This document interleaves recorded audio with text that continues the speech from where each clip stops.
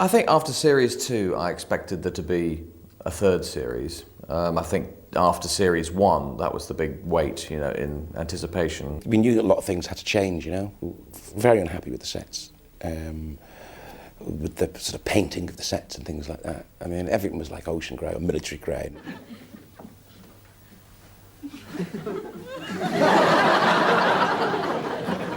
My memory of series 1 and 2 is all very much black and white, because it was there was very little colour, you know. Even though I was wearing Hawaiian shirts, they'd been distressed to such a level that it was just sort of grey. We wanted to give it a different look, and we were in a different position. We weren't so much bystanders. We were aware of some of the directions that had been given for the sets on the first series, which was Ed wanted it to be a grey submarine look. And that sounded fine, you know, from being on the outside, but then it wasn't really a grey submarine look, it was a grey kind of wooden TV set look. Series 3, in all areas, it was a sort of big lift, you know, in all departments, really. Mel wasn't available for those early series, and then he became available for series 3. So Rob and I were very enthusiastic for getting him on board, and we had a long talk with him at the beginning, and we talked about our influences being Alien, and he took that on board and seemed to have a plan where, with no money, he could give us a look that was incredibly more on screen than anything we'd had so far.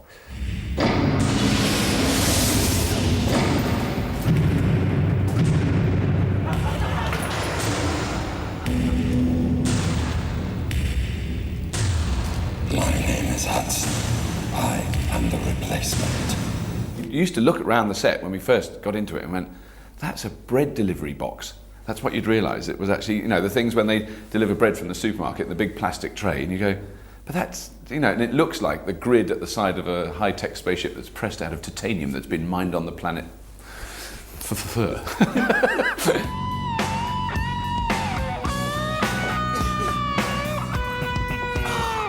That's all it was. It was bits of wood with holes in with light through, as opposed to just bits of wood with no holes in. And there was a kind of genius to what he was doing with no money. I think Mel produced a working set for us that really took Red Dwarf into its next sort of step. So it started to have more of a space age feel about it, I suppose. Well, I just think the whole thing, it just looked glossier, you know.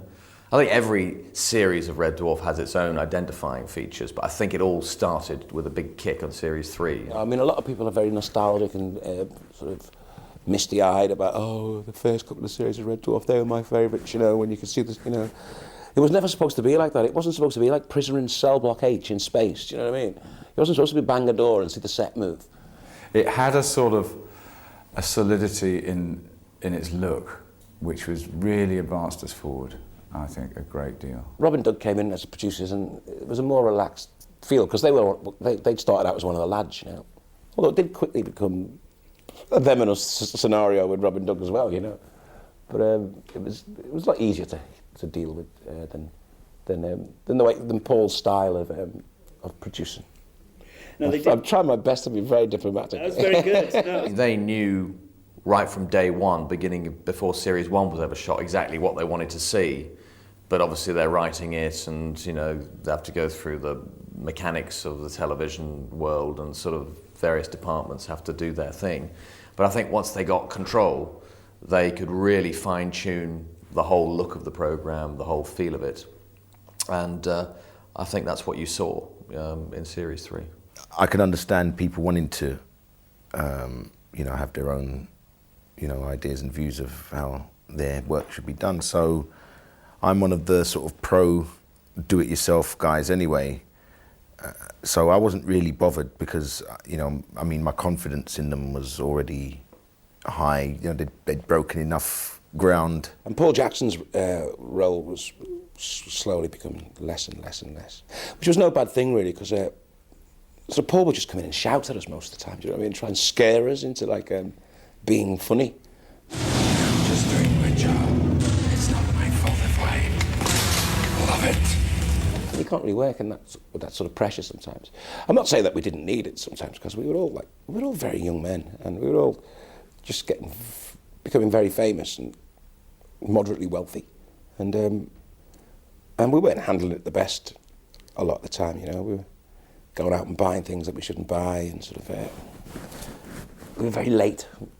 We had terrible problems with timekeeping, and Paul was psychotically anal about people being late. He hated you being late. You know, there is the other side that isn't really maybe stated enough, is that, you know, Craig and Dan were young and pretty tough to handle, and discipline and punctuality and all the things that, you know, you kind of need to make anything kind of work.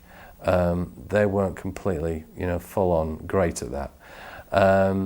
And they did need a bit of, you know, someone saying you need to arrive on time. I mean, it didn't need to be, you know, the kind of Alex Ferguson hairdryer treatment, which they got frequently. But, you know, in the end, I mean, Craig certainly is never late now, is always punctual. In fact, with Danny, I think we should bring Paul back and get him to have a word with him again. Miss Jane! The character had been auditioned, as it were, in an episode by another actor. So that character was something we thought would really work well. To work as a runner, it was then finding the right person to do it. I think the way I got the part of Crichton was from being in a play at the Edinburgh Festival in 1988 called Mammon, Robot Born of Woman, which had absolutely nothing to do with Crichton, although there were some seeds I can now see of a sort of Crichton-esque behaviour in that play, and which is a play I wrote. It was just a two-hander play, which was very successful. And Paul Jackson, who was then the producer of Red Dwarf, saw that play, and he came up to me after I had worked with him before, and he said, "Oh, it's very good, Robert, lovely," and then disappeared. Didn't sort of think anything of it. And then it must have been about 6 or 7 months later, he rang up and said, "Do you want to come in and talk to these guys that do Red Dwarf?" Well, I mean, to be honest, I really thought that, after seeing David Ross play Crichton, and then, we were told this other bloke was coming in to do Crichton, it was like, poor guy, this guy's going to die a death, I did ask, and the irony of that so cruel, I did actually ask if I'd be recognisable as the robot, because I was worried about that, because I was also working on another project about robots, and I didn't want to be, and this is the actual quote, typecast as a robot. It was just, those words came back to haunt me many times, and Rob Grant, in his inimitable way, said, "Don't worry, Bobby, no one will recognise you." But if people see my face, what are they going to think? Tell them you had an accident. Tell them you took your car to the Crushers and forgot to get out. Because of his comic timing and his malleability and his expressiveness, it was really, no contest. He was fantastic. And I just thought at that stage I'd be wearing a kind of RoboCop helmet. You'd sort of be a thing over there, and maybe some funny costumes with lights on. And then at lunchtime I'd take the helmet off and go and have lunch with everybody else. I had no idea what I was being let in for.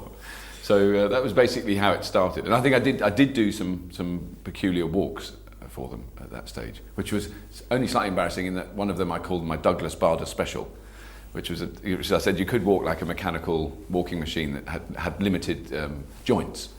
And so I walked with kind of stiff knees. You have to kind of use your hips to walk, which was fine, and they laughed and they thought that was funny. And then at that time I'd never met Doug before. Who has one false leg, as I'm sure many people know, and I sort of did my silly walk, and I was even doing squeaky sounds as I did it, and then at the end they all got up and shook my hand, and Doug walked over to me, and I thought, he's not taking the piss, is he? That's, and I thought, well, that's, and I remember walking out there going, what a shame, because that would have been really good fun to do that job, but I've totally blown it. Stopping distances. You're travelling half the speed of light. What is the stopping distance? 4 years, 3 months. And the thinking time? A fortnight. And Robert gave us the idea, gave us the chance to have like exposition on legs in a way, because that's where Norman's part really was to set up the plot, give him a couple of gags, set up the plot. Everyone goes, oh wow, and Crichton could do that, but he had legs and he could come onto planets with us, and he could interact with us far better. I mean, it was instantaneous kind of acceptance. It was very rapid, and the cast are such a laugh that you kind of got sucked into it very. I don't really remember kind of an awkward morning where I didn't feel part of it. It was really quick.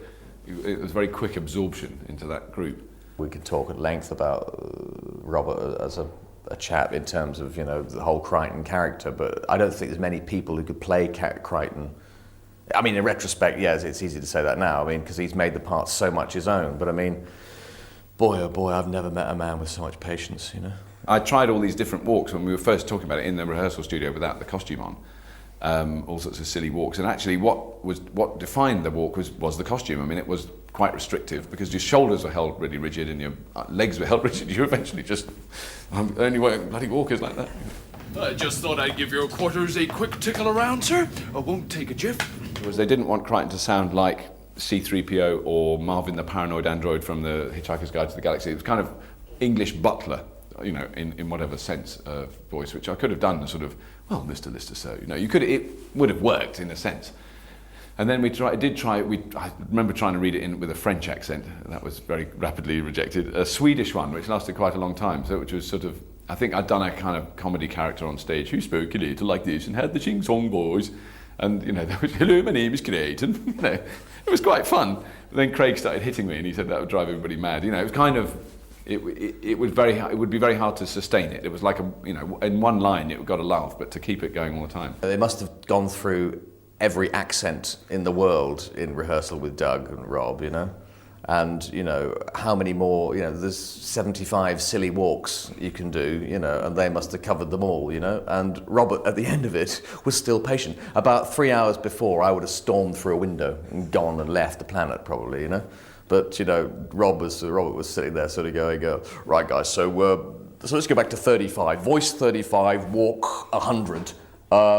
Is that a good combination? Let's try it again anyway. Let's try it for the 73rd time. And at that time, I'd spent quite a lot of time in Vancouver, in British Columbia, in Canada, and I found that accent really intriguing, my crude analysis is it's quite strongly influenced by a Scottish accent, but it's kind of American Scottish, because they do say words like hoose. Let's go out of the hoose, or they say out of the hoose. But with so originally it was meant to be like that, but as many British Columbians have pointed out, quite vociferous to me in the following years, I don't have anything that resembles a Vancouver accent, but that was where it was my idea of it. I've lived a long and relatively interesting life. The only truly terrible thing is that, as my adopted owner, you have to die with me. You what? Joke. Deadpan mode. He added yet another type of energy that you know, helped Craig, myself, and Danny and Hattie along. I mean, I think they must have explained to me, but if you've never had it done, you don't really know. So they said, you know, we're going to cover your head in plaster of Paris, and you've got to sit very still, but you can breathe through a straw stuffed up your nose, you know. So you go, oh yeah, fair enough, carry on, until they go, you know, on your face, and it is kind of it's an unusual experience. I wanted to get a lot of angular features on the face, keeping it flesh-toned and flesh-looking. I thought they were making a mould so that they could then make the helmet. I was still sure it was going to be a helmet that would fit really well. It would be a really high-tech thing with lights and buzzy things on it. And then I went in and they showed me this sort of square rubber head. And they did talk about that, you know, that we could do a line here and lines there. And, you know, they were kind of looking at my face and working out how to do it and drawing on the mould, you know, on the actual cast of my head. And I was very interested in what they were talking about. But then when I first saw the rubber mask, I went, I see. It does go all over. We'd already had Hattie playing a female Holly before in an earlier episode in an earlier series. So she seemed a natural choice. I got a call from my agent saying that they were auditioning for a new Holly because Newman wasn't doing series 3. So I thought, oh, what? You know, it was exciting. Well, Hattie was a lot less of a shock really because she'd played Hilly, and so we'd actually seen her, you know, be Norman or the female version. They gave me a bit of the script to read. There was Ed, Rob and Doug there, and they said, can you read this? So I read it, and then they said, no, out loud. What's the time period? Well, it's difficult to pin it down exactly, but according to all the available data, I would estimate it's round about lunchtime, maybe 1:30. I think they auditioned about 10 people that day, I think, because I can read upside down, so I was reading down their list. And some people were quite proper, what I'd say proper actors, whereas I'd just done stand-up. Once Crichton came, the part of Holly really changed. I thought Norman's Holly was was, you know, really funny. He had some great lines. He had some great big scenes. But Crichton took over that role. So the Hattie's role as Holly was much more reduced and a lot less funny. She had a lot less to do, really, because Crichton was doing all the exposition. It was actually good to have a female voice on the show, you know? Sounds odd to say that, but it really actually just tempered a little bit of the sort of male domination. They weren't black holes. What were they? Grit. 5 specks of grit on the scannerscope. Yeah, the first episode we filmed for Red Dwarf 3, the night before I was still at the Edinburgh Festival, because there was a party, and I thought, oh, should I go to that? I went back to the flat and I thought, no, I'll just nip to the party for an hour or so, it won't make a lot of difference. So I got all dressed up in my blue 50s cocktail dress and high heels and everything, and I went along to this last night party, and the person I was sharing a flat with was there and everything, and then all of a sudden he wasn't there, and so I didn't say goodbye to him. So then I went back to the flat and realised I hadn't got my front door keys. And I just sat on the doorstep all night until the taxi arrived at 6 in the morning because I couldn't get in. And he said, have you got any luggage? And I went, yeah, but it's all in the flat. So I turned up, well, I came to Heathrow, got a cab to Acton and turned up in the rehearsal room with me 50s cocktail dress, lovely blue and black cocktail dress, high heels and makeup smeared all over the shop. and they just like went, they really thought I was completely mad. So sort of Hattie and I were like the 2 new children at school, a bit nervous. We also got Howard in, and Howard gave again a kind of a more, I think, realistic kind of textured feel to the clothes and the costumes. Howard started using a lot of sort of heavier fabrics, sort of real fabrics like suede and leather, as opposed to cotton and nylon and all that kind of stuff. Hang on, wait a minute. Nod. In the book, you know, think about the art school background, I took the fact that he would do, you know, he'd customise his own jacket. You're so smart. I'm glad I came with you. Well, we are the smart party. I didn't come here looking for trouble. I just came to do the Red Dwarf shuffle. He's smart. He's smart. Just sat on a list are so much better than Hawaiian shirts and nylon boots, you know. Captain Emerald. He looked like, I thought it was good though, although everyone, he hated it. But it looked like something out of Captain Scarlet, do you know what I mean? Essentially, it was to have that sort of, the hologrammatic look. It was to help show that he was a hologram. We used fabric that was two-tone, that had a different shine. The H became more sophisticated on his head. The good thing about Howard coming in was, you know, that person now wants to say, right, I want to make my mark on it. And the only way to make your mark on the cat is to go one step further. Yeah, we've been everywhere. 14 moons, 2 planets. I've been so worried, I haven't buffed my shoes for 2 days. The best thing about Cat was trying to get the cat movements. In the first 2 series, there was a lot of where he'd go up on his haunches and it'd be... so we wanted a lot of swagger and a lot of attitude with him. Well, if you put it like that, I guess you're right. Damn my vanity. Obviously, it was the first time that Crichton was coming into the main character. Now, he'd been established in a previous episode, a previous series, when he was a butler. But obviously, he was this mechanoid character, so I took the metal element. Myself? Well, that's a bit of a balmy notion, if you don't mind my saying so, sir. The idea being that if you peeled off his suit, he would look exactly the same underneath, like an action man. Hey, if you can't stand the heat, vacate the cooking area. In or out. Okay, I'm in. At that stage, I think it had a very rigid groinal section, so I couldn't sit down without being unbolted for a while. Because yes, as Craig pointed out, it was my big fat bum that always broke it, but I think it had Velcro originally down the sides, and then I only had to move slightly, it would go, it would just fall apart. So then it actually had sort of bolts to hold it all together. The first series we all flew, but people tended to miss planes on quite a regular basis, mentioning no names at all. But week 3, when Craig had missed it every single week, you know, it was decided that our pre-record days were getting shorter and shorter, and we would all go up on the bus the day before.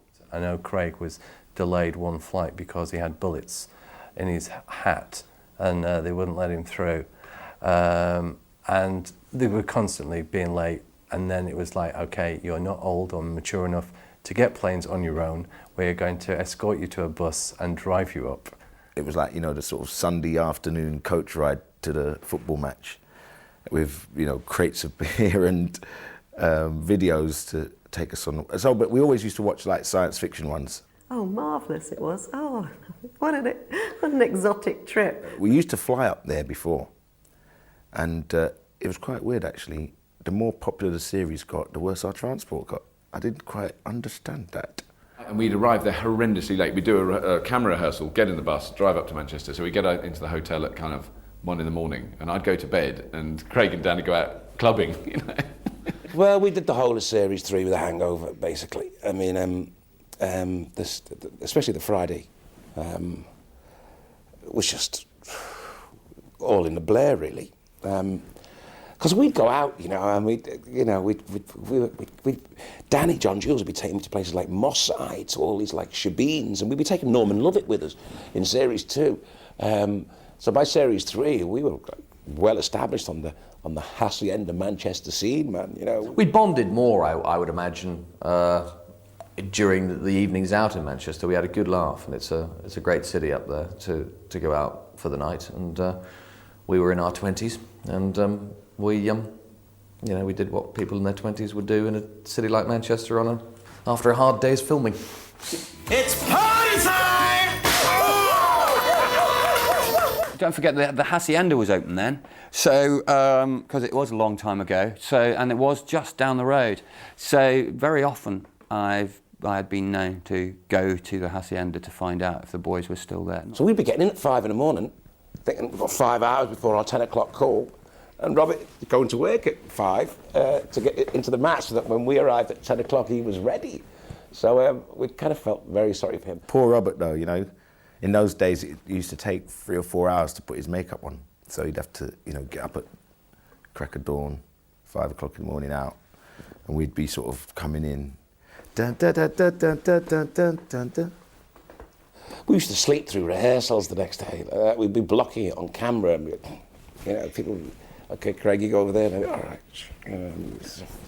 in a daze, you know. But by the time the live audience came in the day after, we were, well, you know, because we were all there. We'd rehearsed it all week, so that first night in Manchester was a good way of letting your hair down. It was great for sort of team spirit as well. When we'd finished the shoot on you know, whatever it was, Friday night, we'd all get back in the bus after the recording, and it was always me last, because it took so long to get the makeup off, so that the whole bus would be waiting outside the studio, from everybody inside already, like that, and I'd get on with my bags, and everybody, eyes held open with tape, you know, trying to keep going. And then the mad drive back, where you would hear classic showbiz anecdotes from Danny, or motoring facts from Chris Barry. You could get some great ones of those. Acton was where most of the BBC shows used to rehearse. I mean, it was a series of floors with kind of like a gym floor and baseball nets, which were used as kind of to work out where doors were, and on white tape, and chairs, and they were very dull, very boring. I hated Acton. It was hell to get to, and I didn't think it gave the actors any sense of where they were or what they were doing. I always remember there'd just be all these different things that should have been props that actually weren't. It was just anything that was there, because they didn't have the real props to mess around with, because they were up in Manchester, and we did the rehearsals down in Acton. So it'd be like picking up a banana and going, you know, death to you type thing, and they're going, sorry, is the banana, is that a ray gun or is that my hat? You know, and just like everyone would lose track of what all these props were.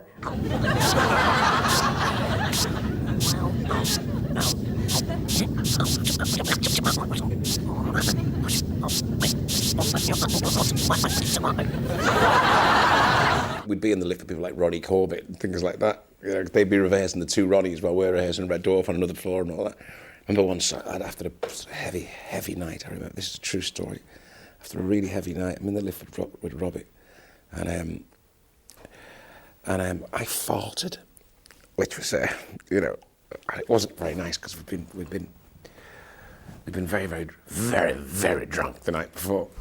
And I let one go, and I looked around, and Ronnie Corbett was standing behind me.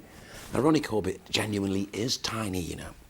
And he's about exhaust pipe height, if you know what I mean. And he got the full front of it. And he got out on floor 2. So we thought, oh, didn't think of it. But then we found out that he was rehearsed on floor 5. So it was so bad. He got out on floor 2 and walked up the stairs. But I was so embarrassed. Ronnie Corbett, I mean, we were young and he was a comedy god, you know. The two Ronnies are like, wow.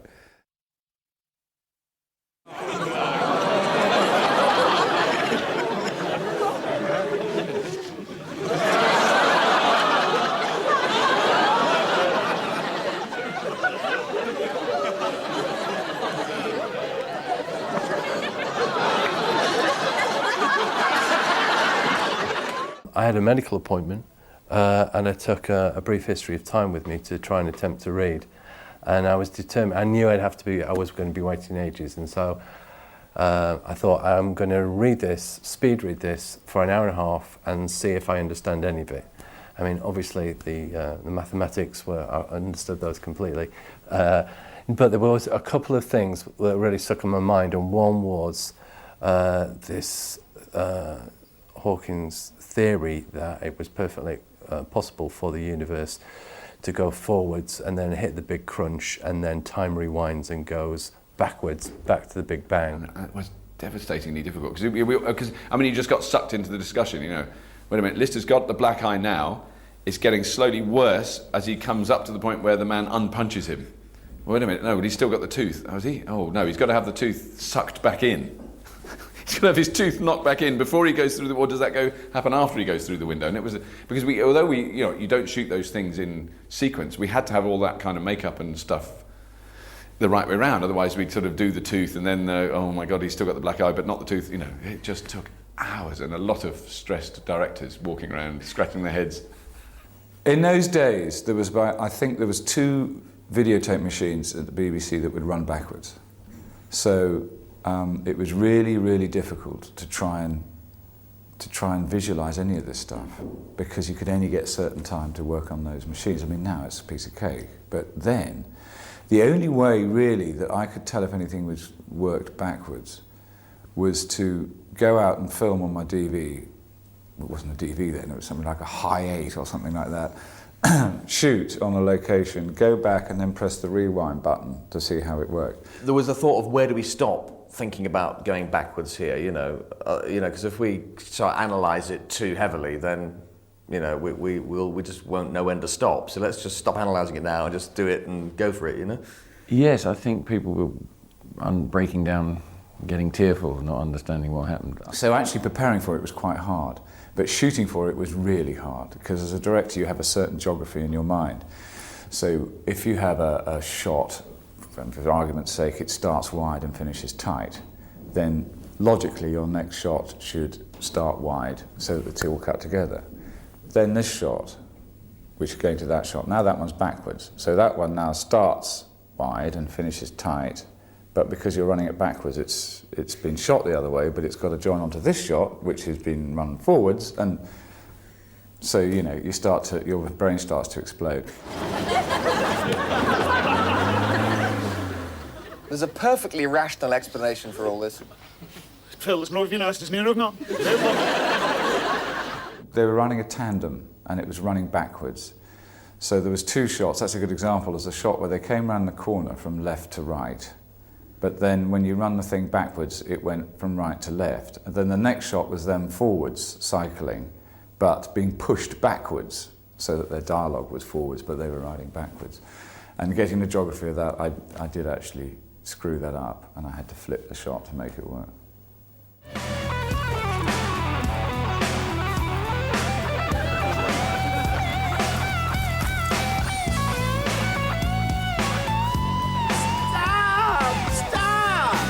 There's always holes like that, when you come to rehearsals, you start thinking, you got the great, premise and all that, and you think, well, if that can't happen, because if that happened, that would happen, and, so we're always working our way through minefield of sort of continuity, sort of potholes that it's so easy to fall down if you take it. And we've, you know, any Red Dwarf fan will tell you we've fallen down them thousands of times. So, oh yeah, no, you can get a little keyboard with a sampler on and, you know, sample it and play it backwards to find out how exactly those words sounded backwards. And the thing about backwards was when you heard words backwards, they didn't sound anything like you think they're going to sound. Some of the stuff that we found out in backwards, you know, you'd think bitter backwards would be ritib or something like that, or retib, but it's not, it's air skip. You know, if I say air skip and you're saying that backwards, that'll say bitter. That's quite weird.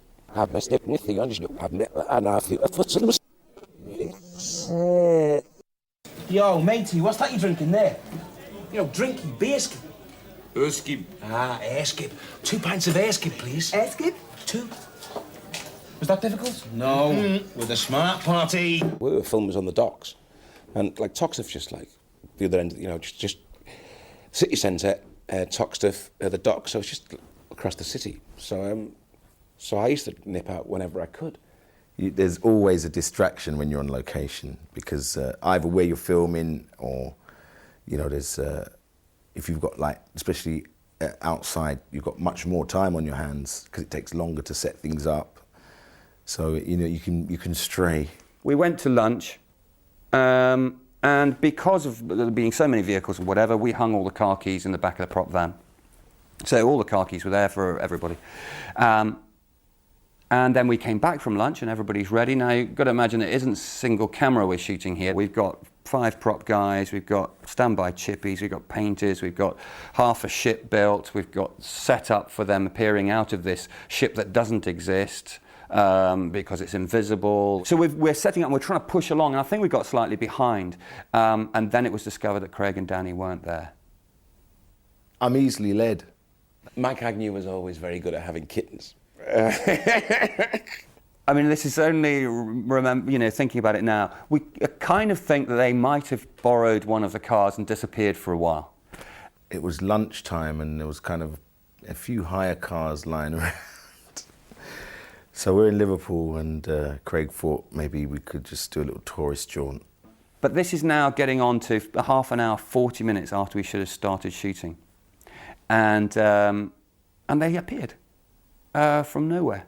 And I went absolutely ballistic. I just went nuts because as a production manager on a BBC show at the time, of course, you were the production manager, the location manager, the unit manager, the first assistant, the floor manager in studio. You did all the jobs and it was expected, that's what you did. And I loved it, absolutely loved it. Now everybody's split up and you'd have lots of different people doing those jobs and it's not quite the same. But then you're doing everything. So you tend to get a bit wound up about stuff, especially when your director is going mad about the schedule. That was his job, to have kittens and to worry about us. So we made sure he did his job well. And so I saw Craig and in no uncertain terms, asked him where he had been, quite loudly, and actually running quite fast at him. And he asked me, he just said to me, "What's your problem, Agnew?" And I think the words I used were, "You're my something problem, Craig." At which point he got quite defensive and I got quite aggressive, and it was at that point that Ed appeared out of the truck and stopped me from actually hitting him. Then there were lots of apologies and whatever, and Craig and I get on very well now, but at the time, yes, we had a bit of a moment there. I wasn't actually there that day because there was a stand-in Crichton in one of those scenes earlier on, and because I can't remember, I think I was working, that was at the kind of very beginning of the shooting, and I had some work that was overlapping, so I couldn't be there that day, so there was I don't know wonder who that stand-in Crichton was. Because I've never been to that lake, wherever they filmed that lake. And there is a shot of Crichton in a speedboat. I was really jealous because I'd never been in one of those at the time. It was kind of quite dangerous as well, and it was freezing. I'm head to toe, heavy leather gear, and I've got to walk backwards slowly and submerge myself into the lake, but I couldn't really get myself under because, you know, you'd get air bubbles underneath your jacket and stuff like that, so they stuck loads of lead weights and stuff like that in my pockets and down my boots and things like that. And then I walked backwards into the lake again, and I managed to submerge myself. But there was about 12 inches of silt underneath this, you know, at the bottom of this lake, and it was kind of, my boots got stuck in it, and I could hear them, you know, in the distance screaming, "Action, action, action." And I'm trying to sort of I'm trying to get my boots out of the silt so I could sort of start walking, and I'm running out of breath, and I'm thinking, oh God, I hope someone comes and rescues me really, really quickly. But in the end, I kind of managed to sort of get one foot out and manage to get a bit of air, and then just kind of do the scene.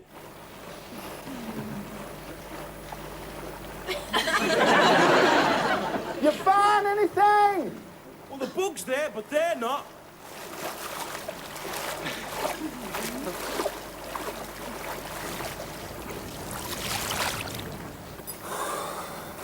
You're dry. That's weird. But the big test with the actor is that they have to stay underwater long enough for the water to become flat. And in the end of the day, you're completely in their hands. You can't going to go, I'll cue you. They're underwater, you know. So, and Craig was great. He hung around underwater for really quite a long time. And the water was completely flat before he re-emerged, you know. I was in me green git Rimmer outfit with the aerial sticking out of the peak cap, I think, and Robert was Crichton. And the extraordinary thing is, all of Manchester saw these two figures walking backwards, and it was as if nothing odd was happening. They just did not bat an eyelid. And the universe starts expanding. Eventually, when it's expanded as far as it can, there's the big crunch, right? And everything starts contracting. That was kind of like one of the biggest ever gags from the cat.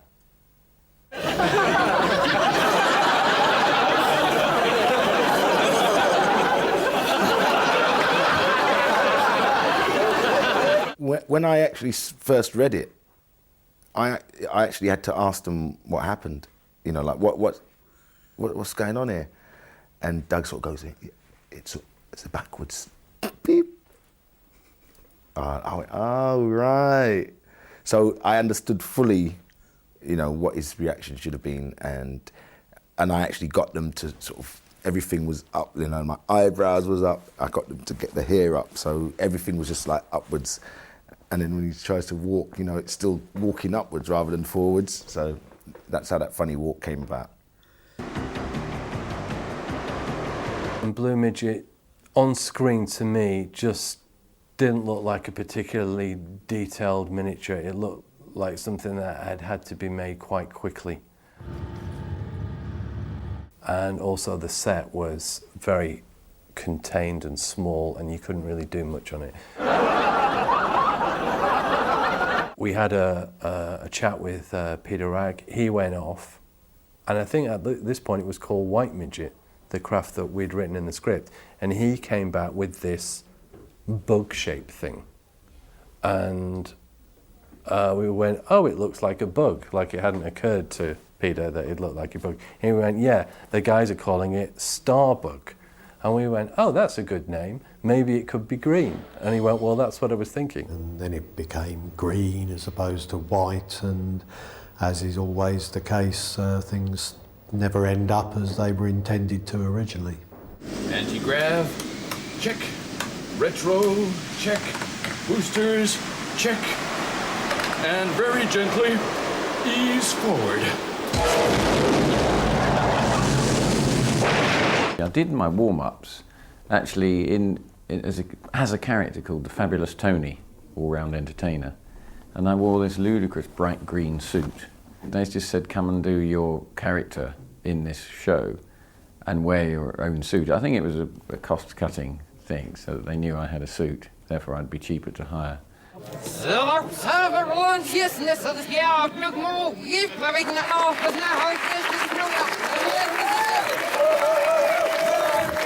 So, yeah, I just did what I normally do. I could say anything I liked because they were just going to spin it all backwards anyway. So that was my finest backwards performance I've ever given, actually.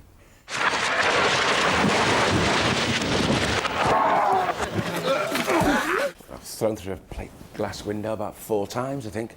And I was quite heavy in them days, you know, and the guys had such problems getting me through it. They had to pick me up and launch me.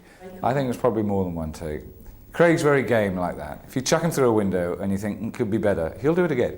And he's very good. He was always good like that. I always had great admiration for him. He never, ever said, ooh, I'm in agony, I don't think I can do that again. He just got chucked through the window again.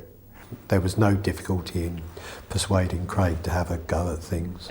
I love doing all that bit. I mean, that's kind of, you know, I think stuntmen have the best fun of the lot, you know. I mean, you do all the sort of close-ups and all that, and then you let the stuntman go and do all the exciting stuff. I like getting the explosions and all that kind of stuff. Unrumble!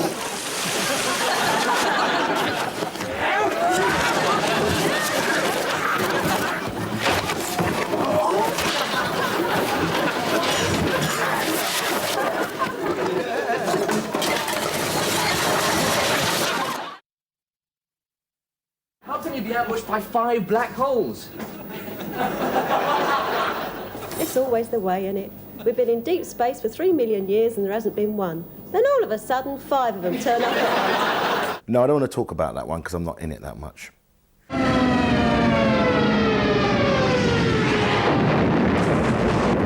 The genesis of that, the whole ice thing, was a meeting with Rob and Doug and me and Peter Ragg, the visual effects designer.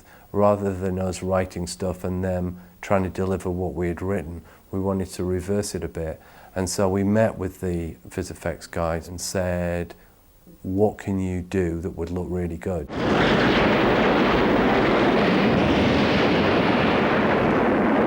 And that's where the snow thing came from Marooned. He said, we do good snow. I think Peter made the mistake of saying, snow is good. We can do snow. And I said, obviously it's not snow, what's it actually made of? And he said, soap flakes. It looked very realistic. Unfortunately, everyone slid around for the next couple of days because we had a nice soapy floor. Of course, I've got to fall out of the spaceship, land on my back, then start trying to dig my way through, and then just get completely blown into the side of this boulder. And they pulled me on this rope really hard, and you bang, it really hit me back as well. And then you kind of open your mouth, and all these soap. I tasted soap for weeks, man. I mean, Craig suffered a lot that day as well because he had to climb out of a door and then do a comedy falling down because the wind's so strong fall. He didn't have to do any acting at all. He climbed out the door and the wind just took his feet away. It was I mean, they create like 70 or 80 mile an hour winds, those machines, and it's very hard to stand up near them. So.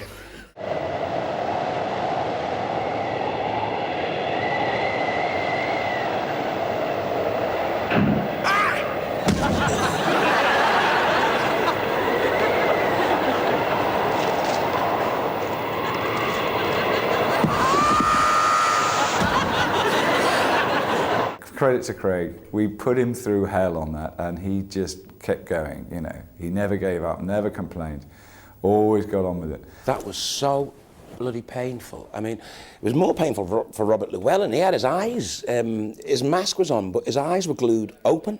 They had to paint so much makeup to cover the join from the rubber mask to my eyes that they just kind of kept layering it on, which was, you know, if you're sitting like that, it's just having your eyeballs painted. It's not that terrible. Not your eyelids, not your eyeballs. Luckily, they didn't paint my eyeballs. That would have been very bad.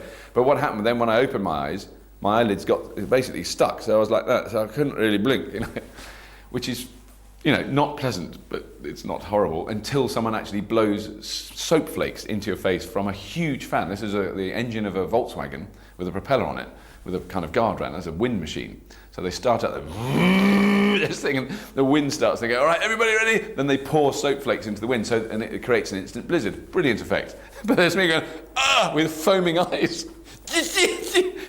A pint of lager just didn't taste the same that night. It was just like, you know, you were blowing bubbles.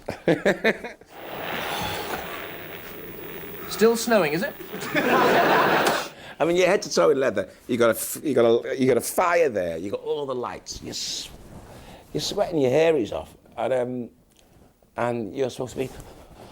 I decided to shoot the entire show handheld. So apart from some of the ice stuff, everything in the studio, everything in Starbug was shot handheld. And to my knowledge, that was the first sitcom that had ever been shot handheld. That's it, there's nothing else. Just a pot noodle. Oh, and I found a tin of dog food in the tool cupboard. Well, it's obvious what gets eaten last then, isn't it? Can't stand pot noodles. And it's a very powerful story. It's a very good story that people could identify with because it was to do with, you can understand being stuck in the middle of nowhere and you haven't got anything to eat. You're going to die. It's a great thrust to get that story going. And so all that claustrophobia really helped it, and it really made it look great. I thought that was some of our best work in the early ones. Our finest hour, as it were. I think it's my second favourite, probably, of all Red Dwarfs, and just to do to read the dialogue for the first time was just one of those moments as an actor. You just sort of, great, I can't wait to do this. I used to play golf. I hate people who abuse the facilities. Hope you rake the sand back nicely before you... That would be a hell of a lie to get into, wouldn't it? Competition the next day, your ball lands in Lister's buttock crevice. You need more than a niblick to get that one out. I was going to say I've got a big bump. Big? It's like two badly parked Volkswagens. I think Marooned is my favourite episode in terms of, the way that those guys played it and the way that we experimented with a style of shooting. I loved Marooned. I just think if ever we did a Red Dwarf stage play, I'd love to do Marooned as it, because it's just like, basically it's a two-hander, and great dialogue, great stories. It was a long episode for those two, to be funny, sitting around a fire, in a studio with an audience, with a fire going, 5 handheld cameras, cameramen leaning over each other. My favourite shot from the whole sequence inside Starbug was Craig had to eat a bit of dog food, and he got the spoon the spoon out with the dog food on the end of it, and he's going to put it into his mouth. And as he did it, the camera moved in to Craig to the point where actually the end of the camera, I think, hit the end of his hand as he put it into his mouth. As a result, you get this great wide-angle, grotesque shot of somebody. You're following the dog food into his mouth. I'm sure the dog food will be lovely. Remember, this isn't dog food. This is a piece of prime fillet steak in blue cheese sauce. It's been charcoal broiled in garlic butter and is going to taste delicious. Delicious. Delicious.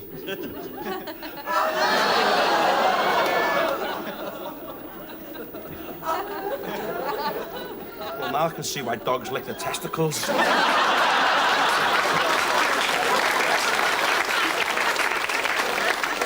Take away the taste of the food. That wasn't really dog food. I've said it was and all that kind of stuff, but it wasn't really dog food. I actually don't know what it was, but it was horrible anyway. They had a tuna stuff all mixed on, and then he put like marrowbone jelly on the top, which was like probably scraped from the side of a tin of Spam or something like that,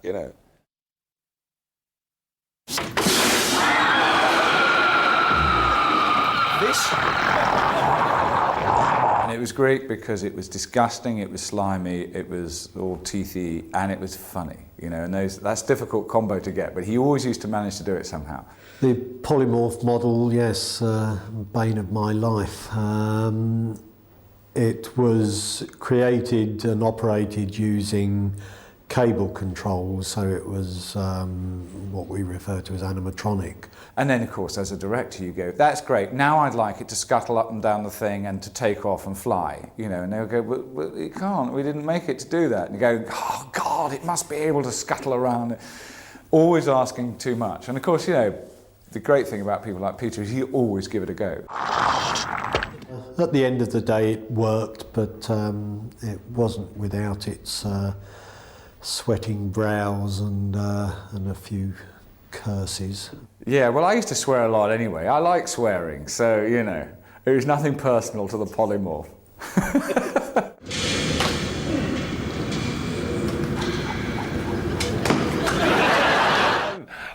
I only did that because it's one of the moves I can do. But I had that, I looked like I was in Cameo. Remember that band Cameo, Word Up? Because I had this big sort of jock strap outside my leathers and all that to protect my sacred love spuds. Snake! It was a big snake, so its head was kind of that size. And when it yawned, she said, oh, don't worry, that's just yours. It went...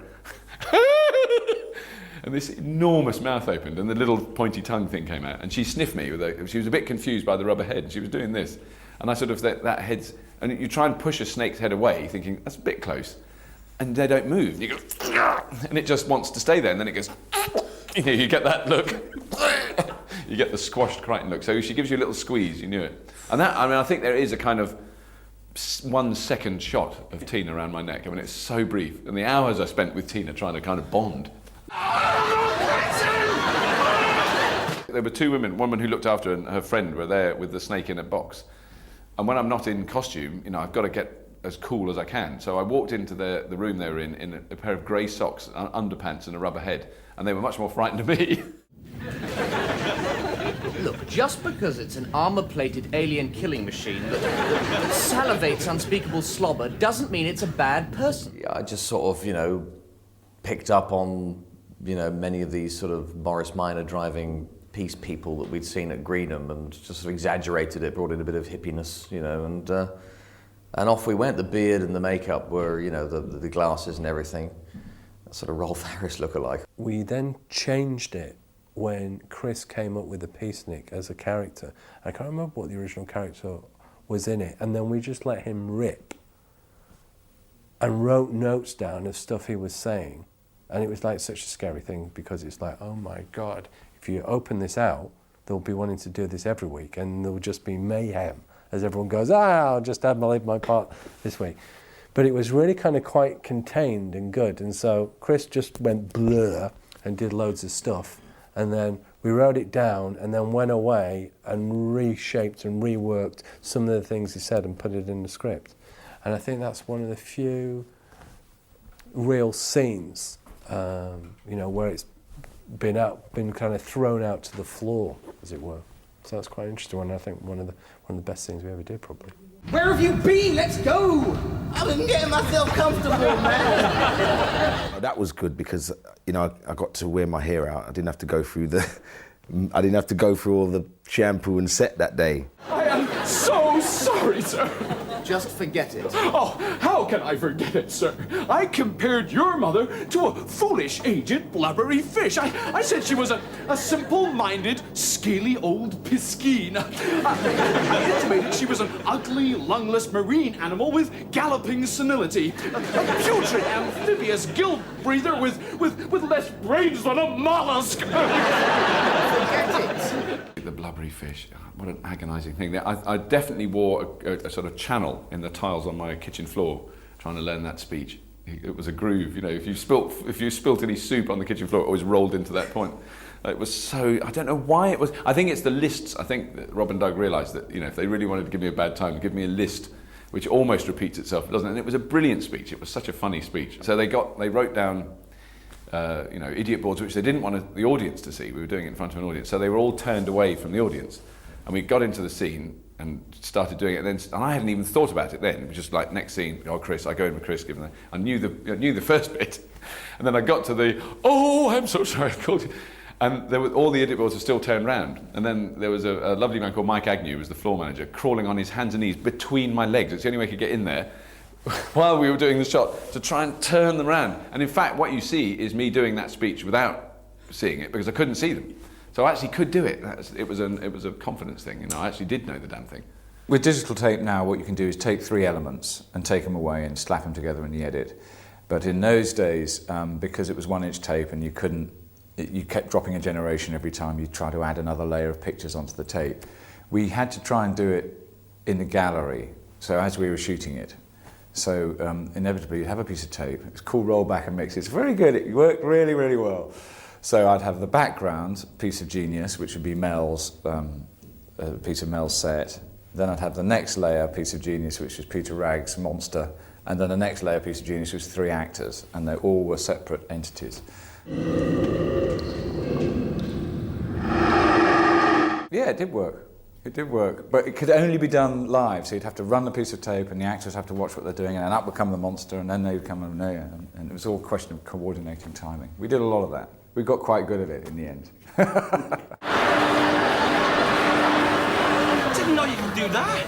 Oh yes, I can plug a number of add-ons into my groinal socket, allowing me to perform virtually any household task imaginable. The only place you could really put it, because if you put it anywhere else, it seemed even more rude. But having it there just seemed to fit the bill. So you just like stick the head whisk attachment on the end and you can like whip up a Spanish omelette? I certainly can, sir. But it's amazing how few people are prepared to eat them. He actually has the components of an old vacuum cleaner that I had at home. We took the hose attachment out and sprayed it up to match his jacket. And it was done in a live studio audience. And we'd done a sort of rehearsal, and the crew had really laughed and thought it was fantastic. And we didn't think anything about it. I now think I remember it because I've remembered it so much, but it was an extraordinary event. At that stage in my career, if you can call it that, you know, I'd appeared on thousands of stages in comedy shows, and so I'd worked with live audiences who laugh a lot when it went well, who walked out when it didn't. You know, so I was used to that kind of atmosphere. But I never remember having to stop doing something because we couldn't hear each other. I mean, you know, we were all of 5 feet apart, Craig and I couldn't hear anything he was saying because the audience were in such a hysterical state. We were screaming our lines at each other, but the noise was so much that we couldn't actually hear what each other was saying. So it was just a case of just waiting for his lips to stop and then hoping that that was the right cue for me to say my bit. And he was doing exactly the same thing. But, I mean, it was a riotous reception. And by this time, the audience were laughing so much that I couldn't hear anything. I couldn't hear dialogue, I couldn't hear cameras couldn't hear me. The nature of directing these things is that it's all communication. And the whole communication had broken down because the audience had gone so nuts. Something very, very... Just a little pain in the butt. What's wrong? Oh, me underpants are shrinking! Oh, God! The book's alive, man! I'm getting smaller! Help me, please! Please, I'm begging you! I mean, really, the characters are so good that the audience would just know, they would know often a character's reaction because they just were into the characters so much and the characters were so well-rounded. And then Chris has to come in behind me with his sort of punchline, which I had no idea if he'd come in. I couldn't see him, I couldn't hear it. I knew I'd have to ride the laugh, but it wasn't, I mean, I certainly knew I'd have to wait a long time for the laugh to stop. But of course, I waited long enough. You know, I thought, hang on, how many more minutes of this episode can I waste just looking at you know, just waiting for the line to happen, you know? So I just jumped in, really, even when the laugh was still at sort of fever pitch level.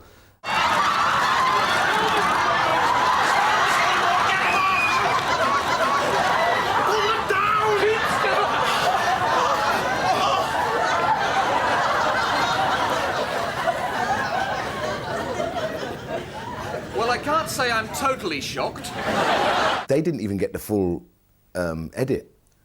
You know, that scene was cut down by about half to what the laugh really was, I think.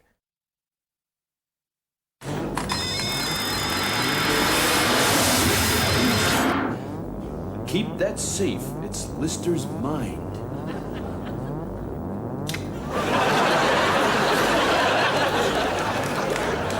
It was impossible to do in front of an audience because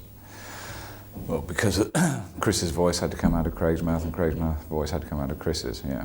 No Welshing. Of course not. Get a guide track on one, and then the next time they did it silent, I think, as I recall, so that we could get the background, all the movement, the Foley. So, otherwise that's a nightmare to create. I had to do a line, and then Craig would go, and I'd have to not only know what my response was, because I couldn't hear him, because he couldn't say it, because then Chris would dub his voice into that, you know. You can imagine a man who's only got this flimsiest grip of his lines. I think there was quite a long time spent in the studio that day. Just as well there wasn't an audience, they'd have all thrown themselves off the seating. They'd always tell you, you know, leave the gap there, because you're gonna get a laugh there. And you'd probably, where? Oh, there, yeah. You sure? Yeah. It looked very good. And because John Pumphrey was given an opportunity then to light it without having to worry about an audience being there. So if you look at that series, you'll see that There's a lot of very clever and an interesting lighting in that particular episode. I sort of just did a straight impersonation of Craig, and it was fun to do, you know. I don't think he sort of, well, he'll be the first to admit that he didn't do a sort of fully fledged impersonation of me, but I knew if I'd got the mouth, you know, his, you know, sort of mouth movements as much as possible. I'm no impressionist whatsoever, and I'm not that good at voices either. So that was a really worrying week for me. It was a really, really hard work for me that week. Just trying to keep up with Chris's level of mimicry, really, you know. Chris's impression of Craig physically was really quite good, spot on, in fact. But when you came to revoicing, Craig's impression of Chris fitting into his mouth was perfect. So they both had different strengths. So I don't think you can say that one was better than the other. They were great in their individually for different reasons. It was difficult for Chris because I speak a lot quicker than Chris speaks, and so he's got to get his rimmer in, you know, be rimmer in a shorter space of time because I speak quicker. Whereas, but I was really good at sort of hitting the marks in the lip sync studio, so it actually does look like my voice is coming out of Chris when he's speaking, which is it's confusing. And when you're watching it, you start getting confused because you start thinking that's him when it's me, you know, and that's me when it's him. If you watch it sometimes, occasionally my voice goes sort of almost impersonates him, you know, when I'm doing me, just once or twice, you know, I'm the only one who can hear that, but I mean, but it was fun. I thought it worked out very well. Robert's first day was absolute hell. We were in a sauna, which was a scene that wasn't used. We were in a sauna, the entire crew in t-shirts and shorts, and Crichton in full rubber. And I had the electric lighting finger to light candles for Lister's bloated out dinner. And I was going to light the candles by just going, and my finger would kind of, you know, the flame would come out of my finger. And so that was the electronics from a little electric cigarette lighter that were fitted inside the glove, and with, you know, the gas tube coming out there. It was beautifully done. Peter Ragg made it. And then the actual cylinder of the gas was down my sleeve, and there was electronics, and he was behind me with the switch to switch it. And it was all marvellous, and it worked. We tried it beforehand, and it went, wow, it's a flame. It's really clever. As always, I tried it on myself first to be sure that it was safe and nothing could possibly go wrong. I don't know how he survived that. Yeah, that was hot, that room. I mean, you walked in there, and even if you weren't doing anything, you were just sweating. On the day, I was sweating sort of, I would think, 4.5 gallons an hour. It wasn't pleasant. So I was very damp inside. And Peter said I had a cut on my finger. I don't quite remember that, but certainly my hands were in a damp condition. So that the 2 bits of bare wire for this really micro low voltage lighter, because it's not a big voltage, it's a little spark. Every time he switched the switch, I go, let me light the candle. And I get this huge electric shock because it was direct contact to wet skin.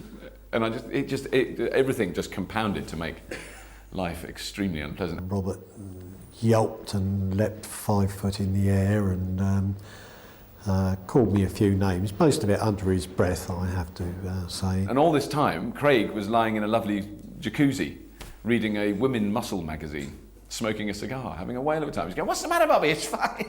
Just floating there for hours. Well, there's all these technicians trying to get this electronic finger to work. This is what I call training. Paul Jackson, the man who'd originally seen the play that I was in, who was there that day, and I sort of collapsed on a stairwell in the sauna going, I think I'm a bit hot. You know, you don't even register it, your brains cook. I didn't feel ill, I just sort of fell over. And he was sort of looking at me going, yeah, bet you're glad I saw that play now. It was such a confusion episode to film. And then when I went like that and got all the into the mashed potato and poured the gravy over my head,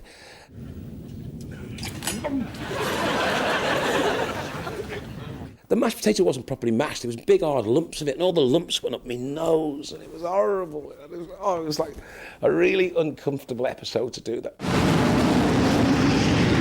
It's strange. People always think that the directors direct the miniatures, and it's not true. It's mostly not true on film, and it certainly wasn't true on Red Dwarf. Heat Rag and his guys would go off, and they would shoot the sequence, and then, you know, we would see rushes as they came off. But in terms of storyboarding or camera angles, they were pretty much left entirely to their own devices. And then, you know, would give us the shots.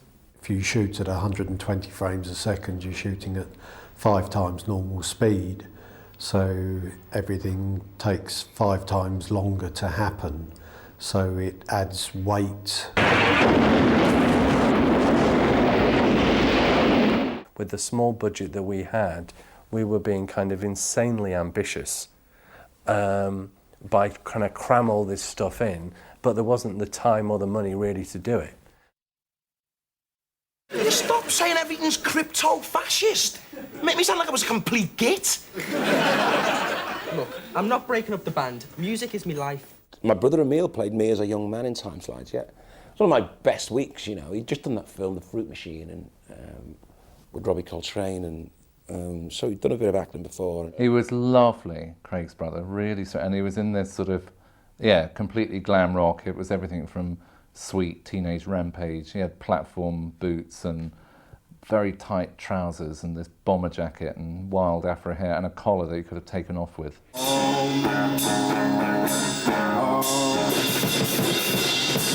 of the first songs I ever wrote. It was called I think he did really well in it, you know, because he had a much less lived-in voice and all that kind of stuff. So it did genuinely sort of appear that it could be me as a younger person, you know, because the voice was younger and stuff like that, and he still had that sort of idealism in his eyes. That's Frank. It's my brother's wedding. Basically, you create a wipe, and then you can take the inside of that picture out and replace it with another one, and that's how we set up the bulk of the slides.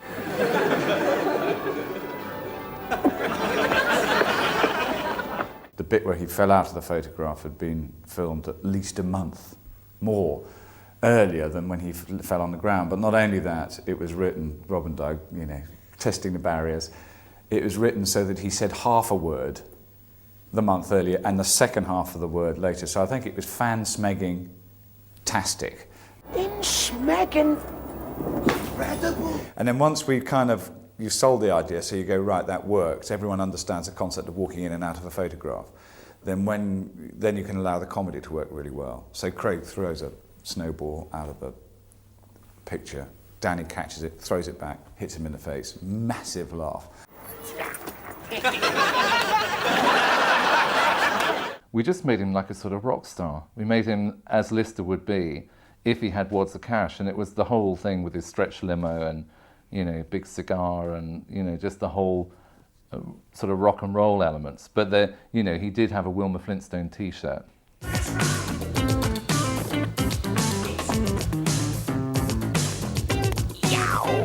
Ed had said to me, because I wanted to direct, he said, why don't you direct this scene? Psst, wake up. What is it?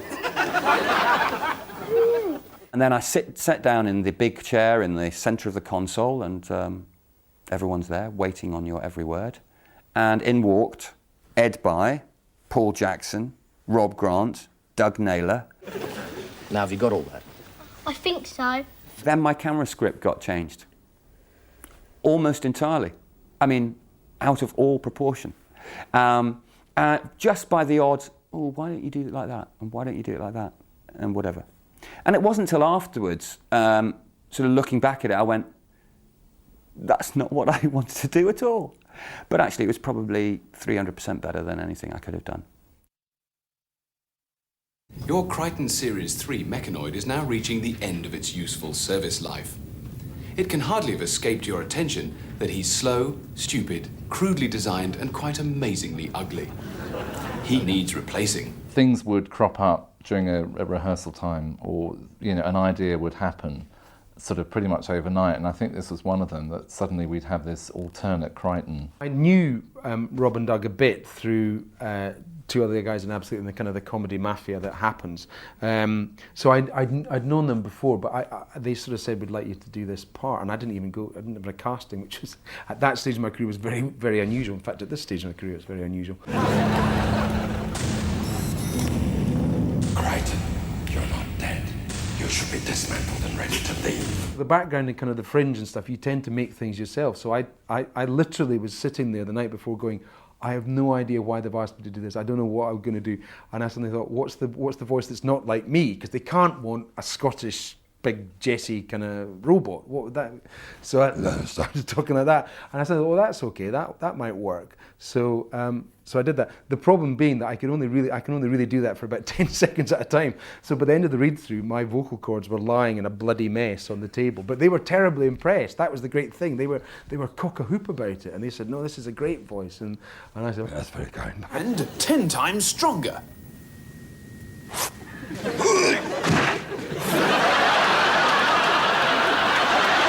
We'd meet at the BBC for our tech rehearsal, and I went to the costume store and literally grabbed a whole load of stuff, studded gloves, and there was a crash helmet, there was this sort of, we had a sort of a gorilla breastplate. There was a complete mishmash of anything and everything. Going into this room where Howard, more in optimism than anything else, had come up with this fantastic costume that was, it was just the simplicity of the design and the kind of the way that he'd done it. It was like, you know, when you see those documentaries in Star Wars where they say we couldn't find an eye for C-3PO, but we found this air vent that somebody had thrown away, and suddenly that was right. And it was you sort of got the feeling that Howard was doing that on a daily basis. We went up to Manchester, and I think overnight I sort of literally put this thing together. And as Gordon came in, we literally added more or less or whatever, and came up with the Hudson, which worked fantastically well. It looked like very, very good metal, but it was actually made of very, very thin and, as it turned out, rather sharp plastic. So there was, once I put it on, there was a range of movements I could do, which actually helped the character, I think, probably. The character. My God, that's a hefty thing to say. Because you couldn't move in any way like a human being at all. He had great big platform Herman Munster boots, which made him about 8 foot tall.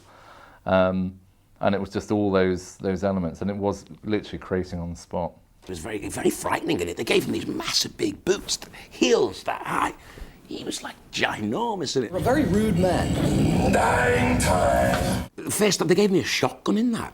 Have you noticed? I've got a shotgun. I've got an old-fashioned, sort of like, well, old-fashioned in Red Dwarf terms, sort of 20th century shotgun, which I've never used since, and I'd never used before. Where did it come from? Where did it go?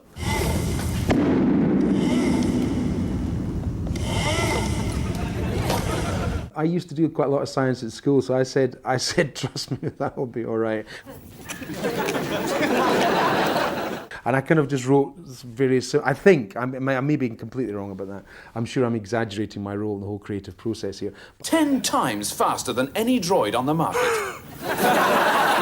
It was sort of early days of this stuff where basically, literally what happened was the camera was locked off, and I did the thing, I came to the end of it, and everyone stood still, and they just took the chicken, I put the other chicken back, and did it, and it was all fine. Very weird, but it was, no, but that was very good fun. And again, that gave me a lot of confidence, because it was a pre-record day, people started laughing when you were doing it, and it just makes such a difference, because it is weird when you come in to do one thing, and in something like this, it's sort of the royal family of sitcoms. You know, you kind of doffing your cap to people, and if they laugh, you kind of think, well, that's okay, you're doing the right thing. Is that the way you want it? It's the way it is. Then you better leave an address with your body, so I can mail it to your head. In fact, there's two fantastic things about the makeup. A, I wasn't Robert, which was absolutely fantastic.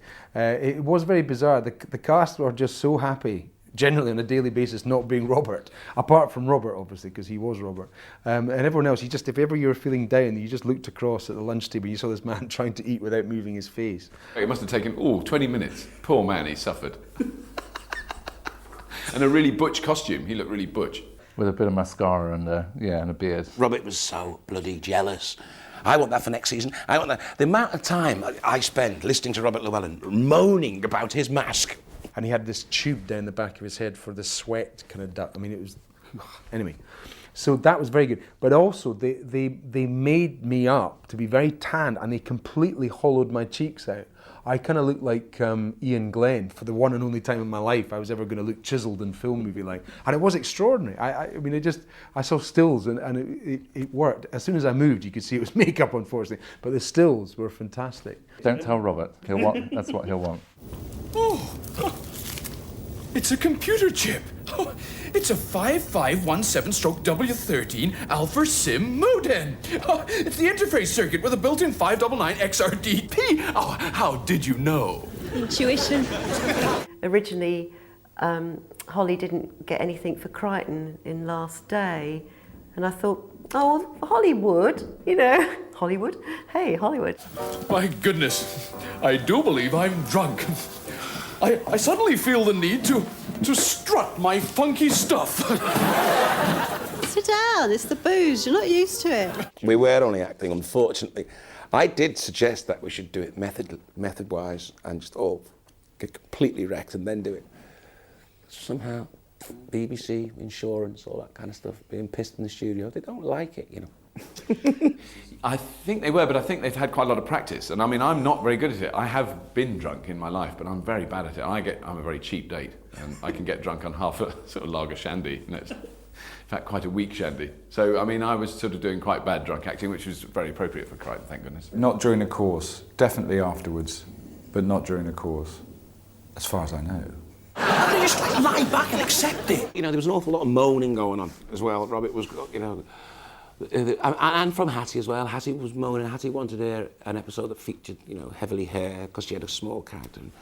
And, Robert wanted an episode that featured him, and it was easier to do one featuring Robert first because he's so accomplished, you know. And by the time we got to Last Day, he was flying, you know. He just fit into the sort of network of characters really well. A lot of that's to do with the writing, obviously, but his level of performance and the way he interacted with the other characters just worked really, really well. So he had a kind of chemistry that you knew you could exploit. As Crichton is being written and as Robert's performing it, you can see Doug's eyes just opening wide and think, God, I've got to smash here, you know. This character's, you know, you could see it building all the time, and you could see Crichton building all the time. It very quickly became one of the most popular characters, you know. I mean, you know, even overtaking me and Chris, you know, in some people's estimations, you know, because it's a fantastically thought out, excellently crafted and brilliantly acted character, you know. Don't give me the Star Trek crap. It's too early in the morning. Me and Crichton were both new for Series 3, well, as us anyway. Yeah, I always wondered about whether I was going to get death threats or something, but luckily I didn't. If I did, they were diverted, which I don't know if that's worse, not to know about them, but no, it seemed to be all right. I mean, by the time we recorded The Last Day, which was the last episode we recorded of Series 3, you know, I'd really kind of got to know this little group of people. I mean, you know, very much centred on the cast, but also everybody else outside it, Rob and Doug, the writers, and Ed, the director, and all the, you know, Mel Bibby, Peter Ragg, all that crowd. You know, it is a very intense, enclosed little working environment. You get very close to them.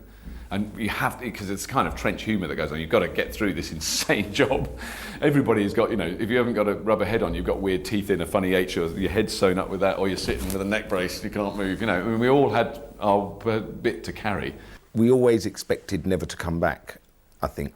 I was kind of depressed because I thought, what a brilliant job. I really enjoyed doing it, and it's the last one we'll ever do, because it was, at that time, the end of the series. We've done 3 series. We never expected to do any more. Big party that night for all the people who've been in it. Every last episode made you paranoid. You think, is this the last one? I don't think I felt that, because, I mean, I thought this show has many series left in it, but maybe 1 or 2, you know, but I didn't think, something told me that I just didn't think it was the end of Red Dwarf as a television show at the time, you know? When you look back at certain bits, you go, oh, that was good, that we pulled that off. And that's kind of technical stuff that was challenging then. Wouldn't be so difficult now, but it was then. I've always said that one of the main reasons that kept me in that rubber head was the writing. The writing of those series is exquisite. I mean, you know, and it's stood the test of time. I think I really admired it at the time, but wasn't sure exactly what it was. I didn't, you know, it's very hard to, as you're working on it, to see really what it is, the quality of that. But it was hard to learn. And other actors that are proper actors that have been in the show have said this is really hard to learn because they don't use any cliches. And any actor, as you learn lines, there'll be, you know, even things like dry as a bone or, you know, stitch in time says, like, you know, whatever, all those things, little tiny language hooks help you learn something. There are none in Red Dwarf. There's nothing to grip onto. It's a very shiny, polished orb of joy. We were always progressing forward all the time. You kind of thought, when you finished that particular series, you go, nah, this is okay, this is surely this has got to keep going, you know. Different time then too, the BBC were more, what's the word, rich.